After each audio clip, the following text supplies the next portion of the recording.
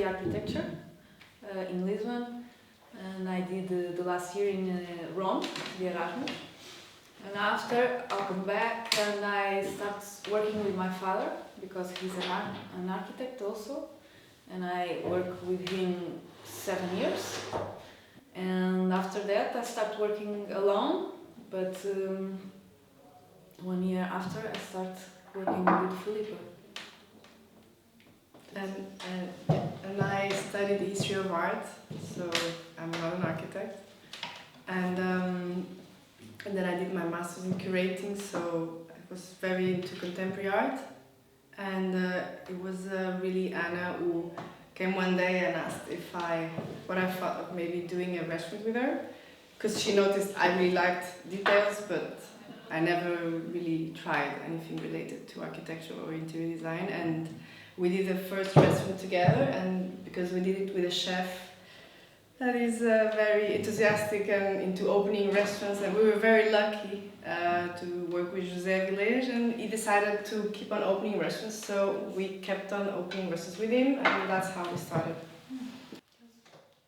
My mother always worked related to interiors in a very, I would say,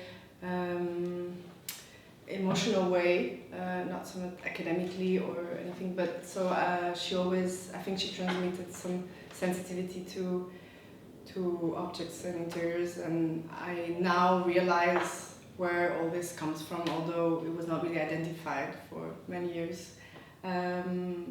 But I grew up in Switzerland, so not in Portugal, and in a way I also feel that having grown up far away from our culture also gave me even more enthusiasm to find out about it and really go all around the country and discover what is going on, and discover the cities and who works as artisans, and find out about my culture that I grew up far away from. So to put a bit in context, in our studio we've really decided to work very closely with crafts. Yes. And Portuguese crafts. So this is really nowadays what we identify as being our passion, and what maybe makes us do special projects, or at least we hope so. And so what we really love is starting a project, and normally it's all around the country, and going to this region and digging and trying to really understand what the culture of that region is about, and trying to find the artists, and then bringing it to the project and seeing how we could dialogue, and how the old will discuss with the new, and the craft will discuss with comfort, and try to balance all that. I think nowadays is really what we try to, what we love to do.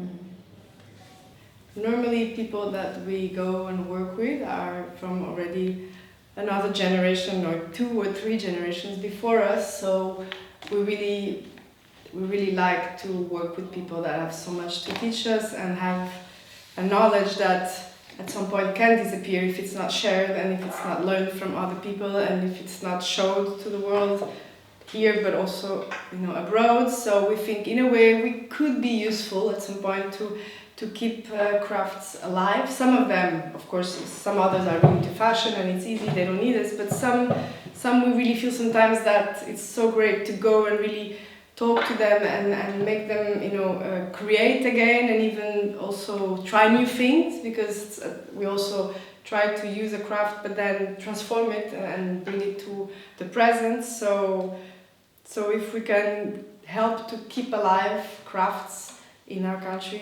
it's already great for us. So that's what we think we're doing good. I mean, we are really into ceramics. Yes, obsessively. So I think we've been going a lot to Alentejo, because we were very lucky to do São Barrocal, which was a hotel that we worked for 2 years consistently, and it was really a chance to explore the region of Alentejo that is very rich in crafts, and so there we went to very traditional ceramic studios, and that in the beginning said, forget it, we don't do it anymore, that's too complicated, no, please speak to someone else. and then we insisted, and it was really nice to see the result afterwards. And at the end, they were really keen on sharing their knowledge and their passions. I think it's not always easy because the people are not open to keep working or to teach to the young people to continue the work. So it's not always easy, but we are trying. They don't want to work also, Yeah. so it's not easy. And they don't want to teach. Yeah, some of them are very protective, and they Yes. think that if they teach, then someone else will do it, and then they We're going lose to work. steal the work. So. But I think that I only sensed it in one or two. Yes, but yes, there, yes. Those, this is stucco. yeah. This is a work in stucco, and we did two works with this man. Father and son, and the father is 80 years old, and they don't want to teach. Yes, he said if we teach, then they will start doing it, and then we lose our job. First of all, we do feel maybe let's construct less and less new things and less restore. Let's restore. So because we already have a lot of construction in our country, and we have beautiful construction that needs to be restored, and we think always to use Portuguese materials. Yes. And, yes, we are really into national materials. yes. So And furniture. yes, and when it's possible. yes, and trying to design and produce here our own furniture, our own lightings, to be more self-sufficient in a way. Some objects have a really special history, and obviously they come with a special vibe and mojo that just will give more soul to the house, I think. So.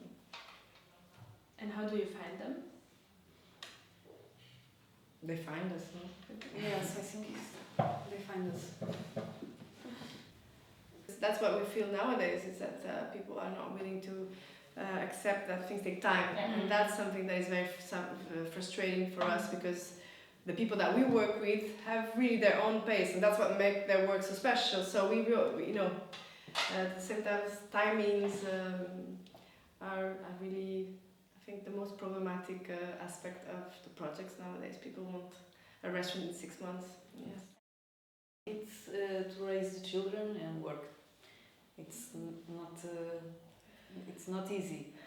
Yes, and to keep the balance in everything. Yes, that, and also a bit of prejudice on the building sites with the engineers and the workers. Sometimes it's a bit hard to be taken seriously, I would say. And now we're getting old, but when we were very young in the beginning, we're not old. No, but in the beginning we were really young, and I would now feel we have the experience. Yes, to, I would feel to that yell and to tell Yeah. what we want. Yeah.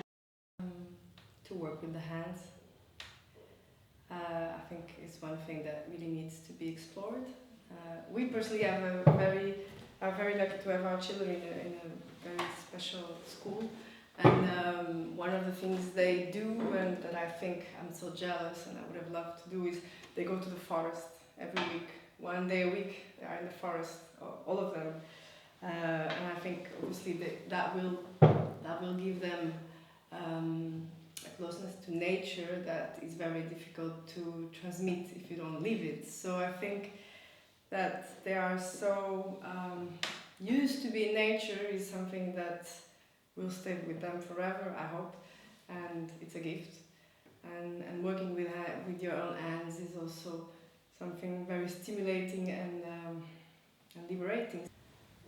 And maybe planting your own vegetables and fruits will help you survive at some point.